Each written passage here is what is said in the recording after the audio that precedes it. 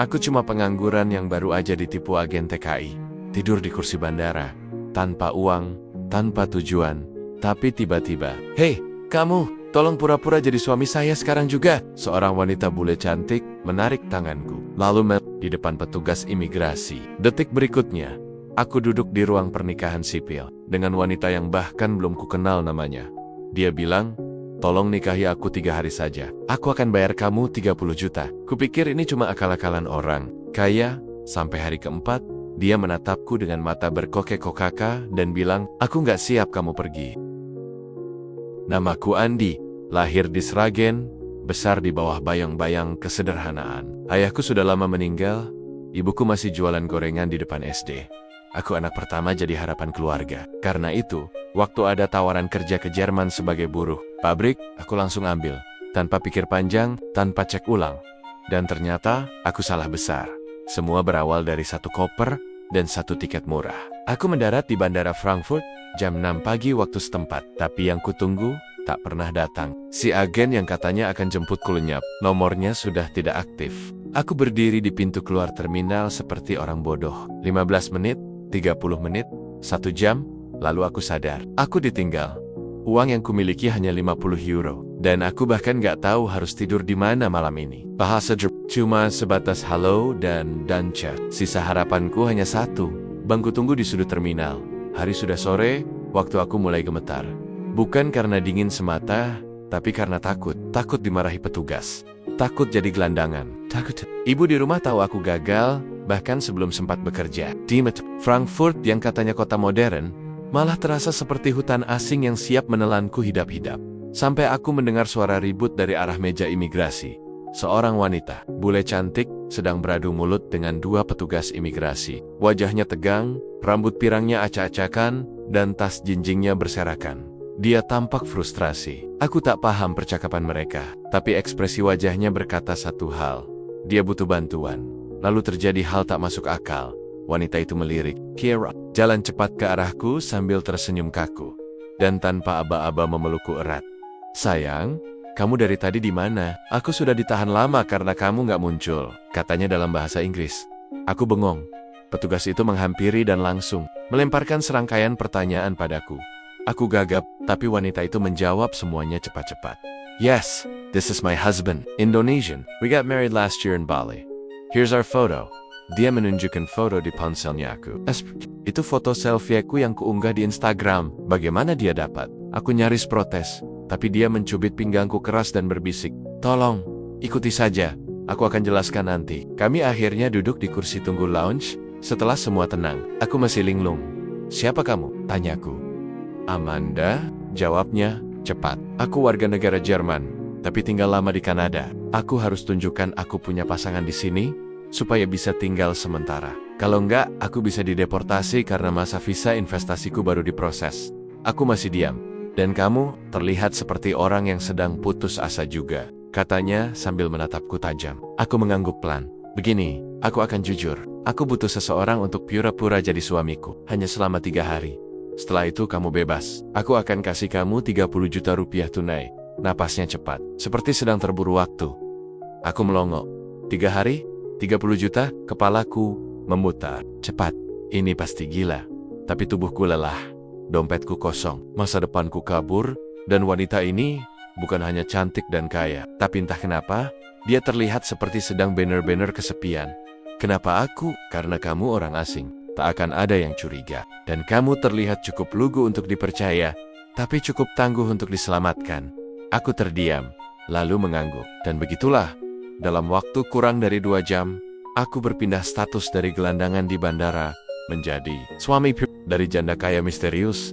Tapi aku belum tahu apa yang menantiku. Bukan hanya sandiwara 3 hari. Itu adalah pintu menuju rahasia besar dan perasaan yang tak pernah kusangka akan tumbuh. Aku nggak percaya kita beneran mau nikah pura-pura. Gumamku lirih sambil melirik Amanda yang sedang sibuk menandatangani berkas di kantor catatan sipil Frankfurt. "Pura-pura," jawab Amanda setengah berbisik. "Sesuai hukum Jerman, kita sah suami istri." Begitu tanda tangan ini selesai, dia menoleh ke arahku dan tersenyum kecil, seperti sedang menikmati kekacauan ini. Aku duduk kaku, pakai kemeja pinjaman dari koper bantuan bandara, rambut masih acak-acakan, dan sepatu. Sepatuku masih berdebu dari kampung. Di hadapanku, wanita cantik bergaun putih sederhana, duduk tenang seperti baru turun dari majalah fashion. Apa? Hidupku ini, upacara berlangsung cepat. Hanya kami berdua dan 2 orang saksi yang disediakan pihak kantor. Tak ada musik, tak ada bunga. Hanya ucapan selamat singkat dari petugas. Selamat, sekarang kalian pasangan suami istri. Kupikir akan merasa canggung. Tapi saat Amanda menggenggam tanganku, jantungku justru berdegup lebih cepat dari yang kuperkirakan. Bukan karena takut, tapi entahlah. Mungkin karena dia menatapku seolah aku benar-benar penting. Setelah itu kami keluar dari gedung. Amanda langsung memberikan amplop kecil. Sebagian dulu, sisanya nanti setelah semuanya selesai, kupandangi amplop itu. Uang beneran. Ini, nyata. Kami naik taksi menuju apartemennya yang mewah di pinggiran kota. Mobil melaju di antara jalanan tertib dan bersih, sangat jauh dari apa yang pernah ku tahu dari hidupku di Sragen. Di dalam taksi, aku baru sadar satu hal. Amanda, kenapa kamu repot-repot nikah pura-pura? Kamu kan kaya, bisa sewa pengacara, atur semua urusan visa. Dia terdiam sejenak, lalu menjawab pelan, karena ini lebih dari sekadar visa. Aku harus menunjukkan pada dewan direksi bahwa aku punya kehidupan stabil.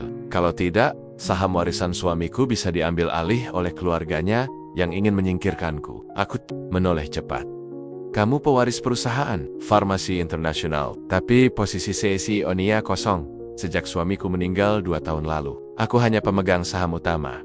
Tapi itu belum cukup. Nada suaranya berat. Ada luka yang ia sembunyikan. Aku kira kamu janda cerai. Bukan. Suamiku kecelakaan mendadak. Meninggal di Italia saat konferensi. Sejak itu, hidupku berubah drastis. Keluarganya mulai menekan.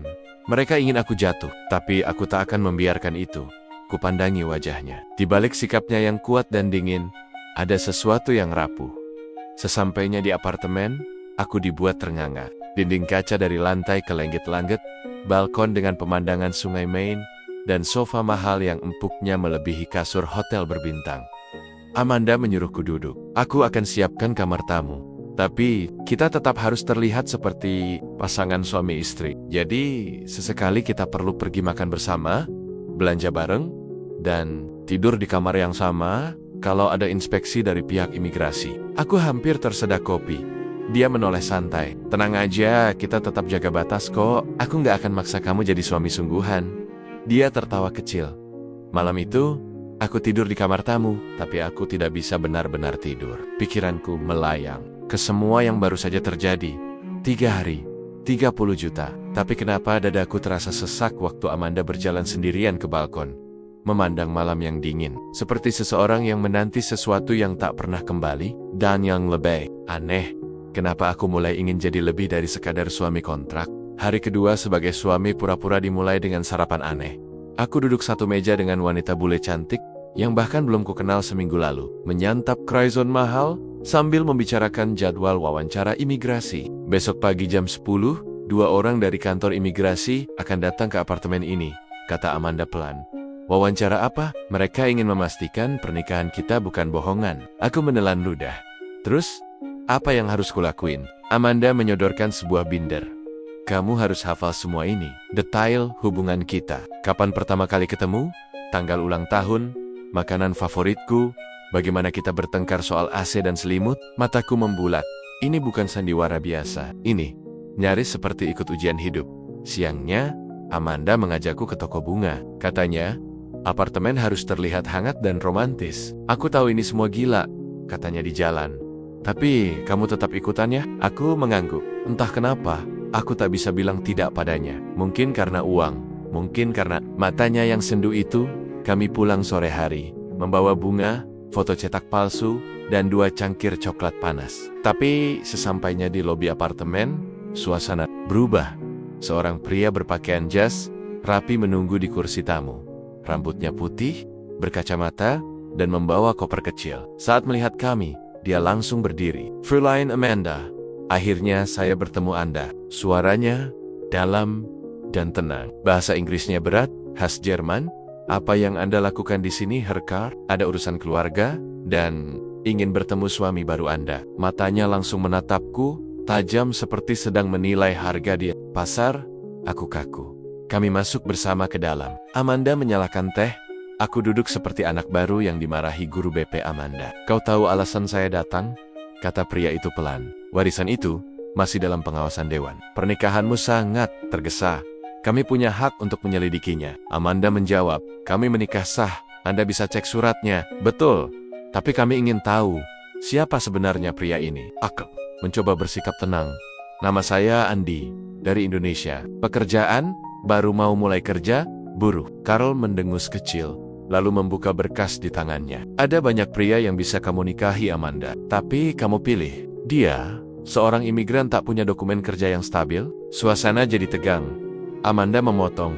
Cinta tak peduli latar belakang. Aku nyaris batuk mendengar kalimat itu. Tapi Amanda tak menoleh padaku. Ia bicara dengan sangat serius. Dan jika dewan tak menyetujui pernikahanku, maka aku akan melepaskan seluruh saham dan pergi ke Kanada. Aku tak butuh uang warisan itu jika harus mengorbankan pilihanku. Carl terdiam. Lalu baik. Tapi kami akan kirimkan penyidik dari dewan dalam 2 hari. Mereka akan bicara langsung pada Andi. Tanpa kamu. Setelah dia pergi, Amanda masuk ke dapur. Aku mengikutinya. Kamu serius? Bilang ke dia kalau kamu rela kehilangan semuanya karena aku. Dia menatapku. Lama. Awalnya aku cuma butuh kamu 3 hari. Tapi setelah lihat kamu rela tidur di lantai, bantu aku dandan apartemen, bahkan jujur soal kerja kerasmu di kampung, aku jadi sadar, kamu orang paling tulus yang pernah aku temui sejak suamiku meninggal. Dadaku terasa berat. Aku ingin bertanya banyak hal, tapi tak ada suara yang keluar. Tapi malam itu, aku diam-diam merapikan binder hafalan hubungan kami. Dan untuk pertama kalinya, aku berharap petugas imigrasi benar-benar percaya bahwa aku ini suaminya, bukan cuma karena peran. Tapi aku sendiri mulai mempercayai kebohongan ini. Dan pertanyaannya sekarang, apakah Amanda juga mulai mempercayainya? Jam masih menunjukkan jam 9:41 pagi. Tapi detak jantungku sudah seperti genderang perang. Di ruang tamu apartemen Amanda, aku duduk tegak di atas sofa putih, mengenakan kemeja bersih yang baru disetrika semalam. Binder hafalan tergeletak di bawah meja, setengah terbuka. Amanda mondar-mondir, seperti kucing gelisah. Sesekali dia melirik jam, lalu ke arah pintu. Tenang aja, aku udah hafal semuanya, kataku berusaha menenangkan. Dia berhenti, menatapku. Aku tahu, kamu lebih siap dari aku sekarang. 5 menit kemudian, bel berbunyi, 2 orang masuk. Pria dan wanita, pakaian rapi, wajah netral, bahasa tubuh profesional. Mereka memperkenalkan diri sebagai petugas dari dinas imigrasi. Tanpa banyak basi-basi, si wanita membuka map coklat, mulai mengajukan pertanyaan.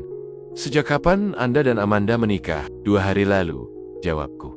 Bagaimana kalian bertemu pertama kali? Di Bali, tahun lalu. Di kafe dekat Ubud, dia duduk sendirian. Aku salah duduk di mejanya. Siapa yang pertama mengucap cinta? Dia, jawabku refleks.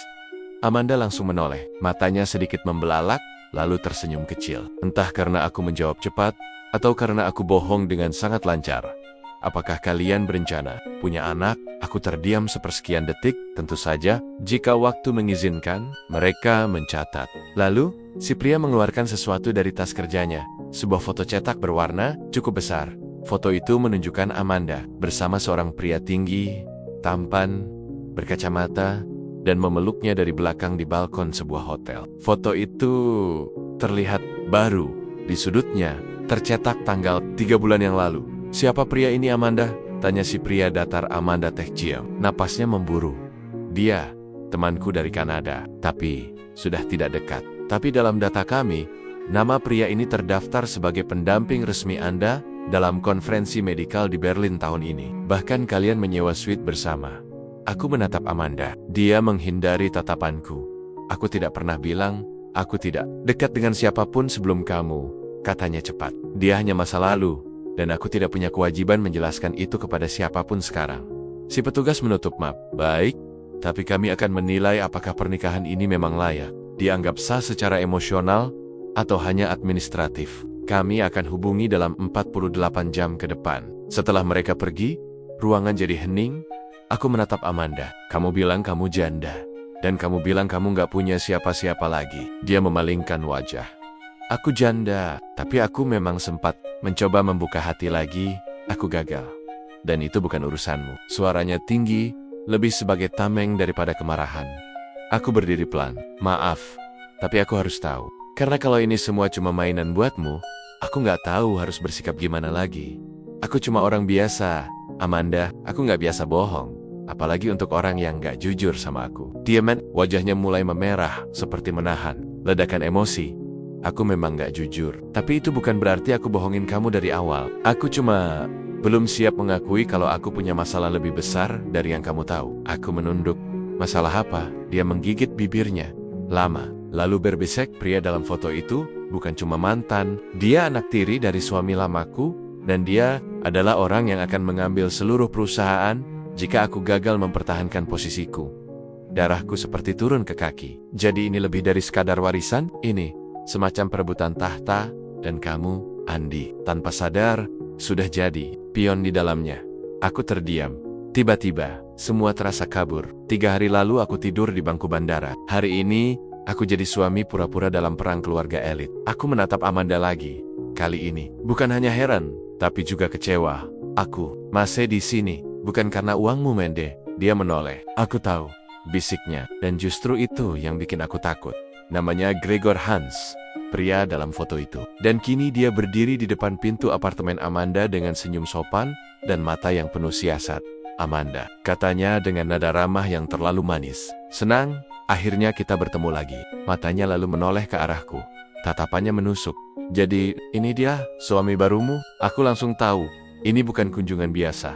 Amanda tak bicara banyak. Dia hanya mengangguk dan mempersilakan masuk. Gregor duduk di sofa tamu, santai. Seolah apartemen ini miliknya. Maaf kalau kehadiranku mendadak, tapi aku hanya ingin memastikan kamu baik-baik saja. Terutama setelah langkah impulsifmu yang terakhir. Amanda tetap tenang. Langkahku bukan urusanmu lagi, Gregor. Tentu. Tapi kamu tahu aku punya saham juga. Dan Dewan sudah cukup gelisah melihat kamu menikahi orang asing dalam waktu kilat. Dia menoleh ke arahku, lalu tersenyum. Maaf, Andia. Aku dengar kamu dari Indonesia. Kamu sopan, murah senyum, dan cukup cerdas untuk tahu bahwa kamu sedang bermain di medan yang bukan milik. Aku mencoba menahan emosi, tapi Gregor tidak berhenti. Aku ingin berbicara empat mata dengan Andi. Hanya sebentar, Amanda menatapku. Matanya ragu, tapi akhirnya dia berdiri dan pergi ke balkon. Kami hanya berdua sekarang. Gregor mendekatkan tubuhnya, lalu membuka sebuah map kecil, isinya selembar cek, 500.000 euro. Kalau kamu angkat kaki dari hidup Amanda, sekarang juga. Aku terdiam, pernikahan ini jelas palsu. Aku punya koneksi di dalam. Aku tahu kamu cuma boneka sementara, tapi aku bukan orang kejam. Aku nggak butuh drama, aku cuma ingin semua kembali ke jalurnya. Kamu pergi, dan hidupmu berubah. Tanganku mengepal di lutut. Satu sisi, ini uang yang bisa membebaskan keluargaku dari utang turun-temurun. Bisa beli rumah, tanah, bahkan usaha sendiri. Tapi sisi lain, kenapa hatiku terasa diremas? Amanda orang dewasa. Jawabku pelan. Kalau dia pilih aku, itu haknya. Kamu siapa? Sampai bisa atur hidup dia seenaknya. Gregor tertawa kecil. Lucu, kamu pikir kamu tahu dia? Dia punya lebih banyak sisi daripada yang kamu bayangkan. Dia bukan gadis manis dari desa. Dia pernah bunuh karier seseorang hanya karena dikhianati. Aku menatapnya tajam. Aku nggak takut sama cerita lamanya, tapi aku takut kalau dia dikhianati lagi karena orang kaya kamu. Gregor berdiri, mengambil kembali cek itu. Satu kesempatan saja, Andi. Setelah ini, kamu hanya akan punya 2 pilihan.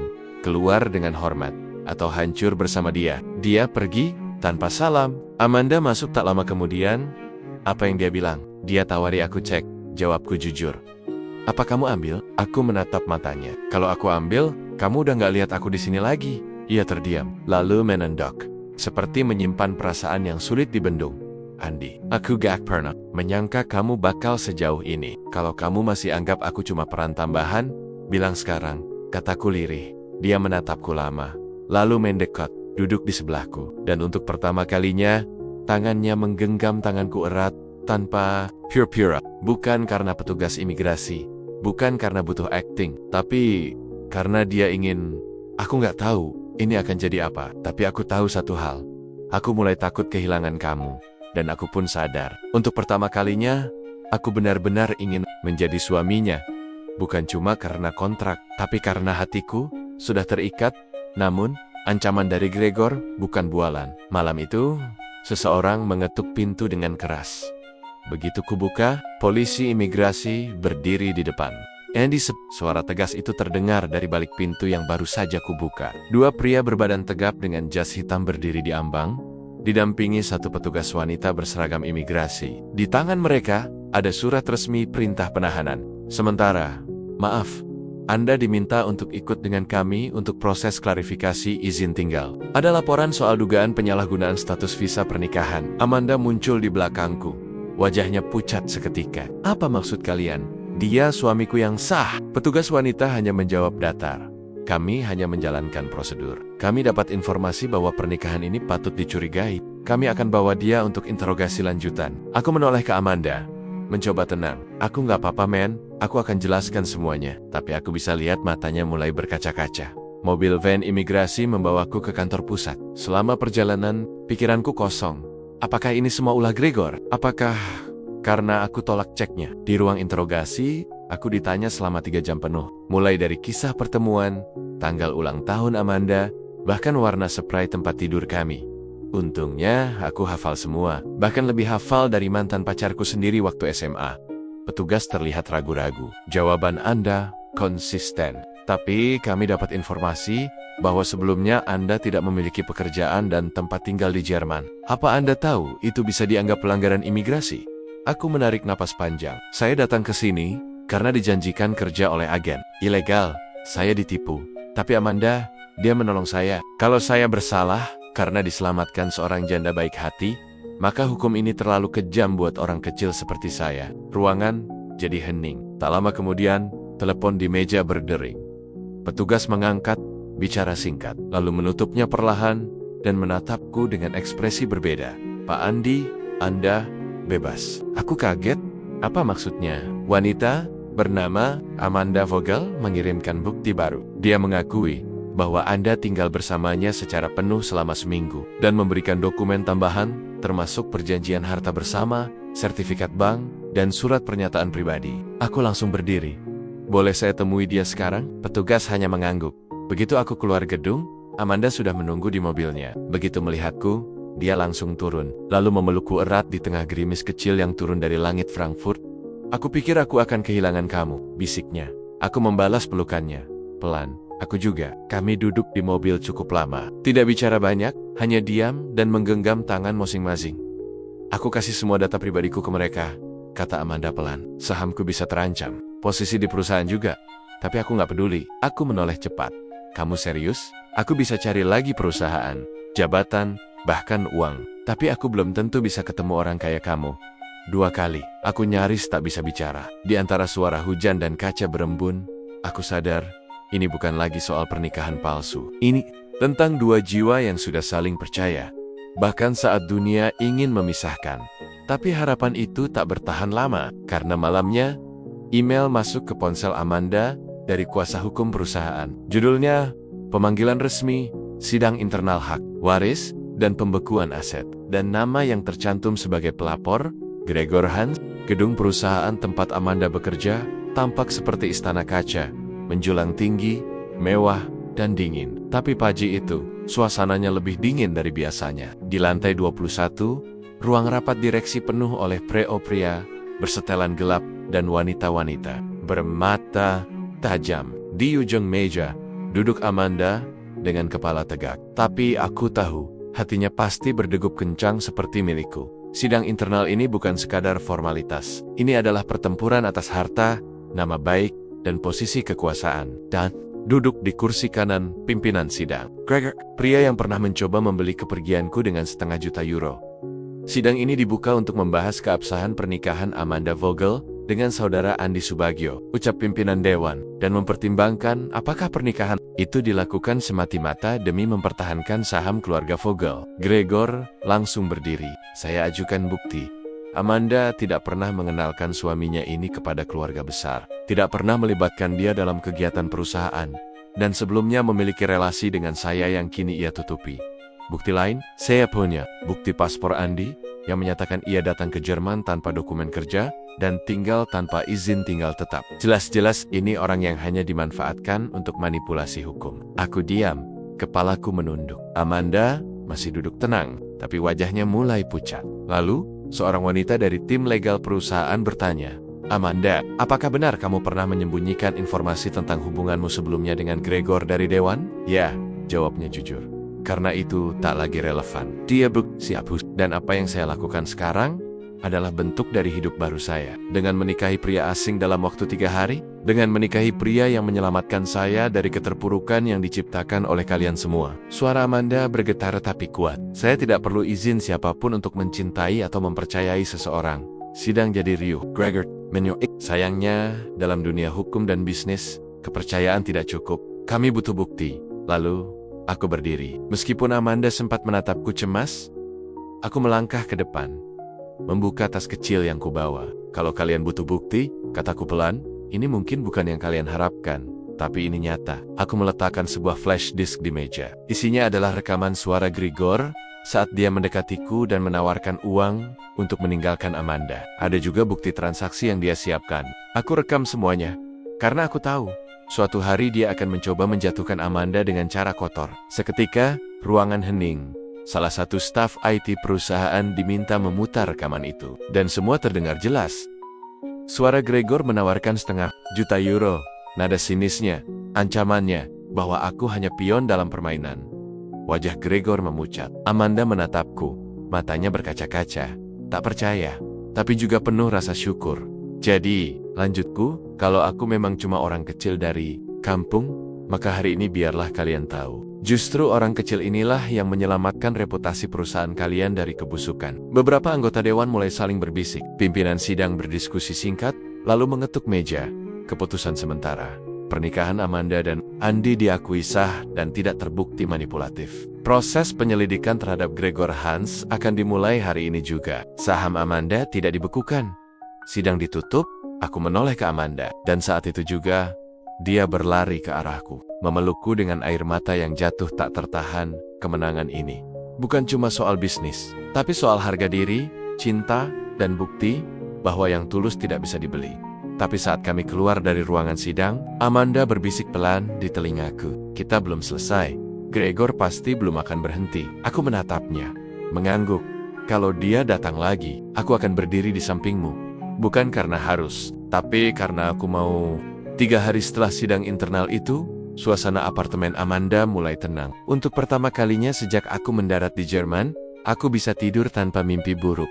Tanpa was-was, bakal dipulangkan. Tanpa dihantui pertanyaan, besok aku masih di sini atau enggak. Tapi pagi itu, sesuatu yang tak terduga terjadi. Seorang pengacara datang membawa surat wasiat asli dari mendiang suami Amanda disegel, ditulis tangan, dan belum pernah dibuka. "Ini ditemukan kembali dalam berkas lama oleh pihak notaris di Munich," kata sang pengacara. "Amanah terakhir dari mendiang Mr. Vogel yang mungkin akan mengubah segalanya." Amanda duduk di meja makan. Tangannya gemetar saat membuka lembaran kertas. Aku duduk di sampingnya, menahan napas. Isi surat itu tak panjang, tapi tiap kalimatnya penuh makna. "Jika kamu membaca ini, artinya aku sudah tiada. Dan mungkin kamu sedang berjuang sendirian di tengah banyak orang yang tampak peduli, tapi sebenarnya ingin melihatmu jatuh. Aku tak bisa memilih siapa yang akan menemanimu setelahku. Tapi aku percaya, kamu cukup cerdas untuk tahu bahwa cinta bukan soal status, gelar, atau uang. Jika suatu hari kamu jatuh cinta, lagi bahkan pada seseorang yang tidak mereka setujui, maka tolong, jangan ragu, karena kamu berhak bahagia lebih dari siapapun di dunia ini. Dan jika pria itu cukup gila untuk berdiri di sampingmu saat semuanya menyerangmu, maka dia, Amanda, adalah pria yang seharusnya mewarisi segalanya bersamamu." Victor Vogel. Amanda terisak, tak bisa menahan air matanya lagi. Aku memegang tangannya, tanpa berkata apa-apa. Kami hanya saling tatap. Semua rasa sakit, bingung, takut larut bersama dalam pelukan pagi itu. Hari itu, Amanda resmi diumumkan kembali sebagai pemegang saham utama. Gregor mundur dari perusahaan dan dikenai sanksi hukum atas percobaan penipuan internal. Dan aku mungkin tidak punya gelar, tidak punya silsilah. Tapi, aku punya satu hal yang membuatku berdiri hari ini: kejujuran. Beberapa minggu kemudian, Amanda mengajakku ke balai kota yang sama, tempat kami dulu pura-pura menikah.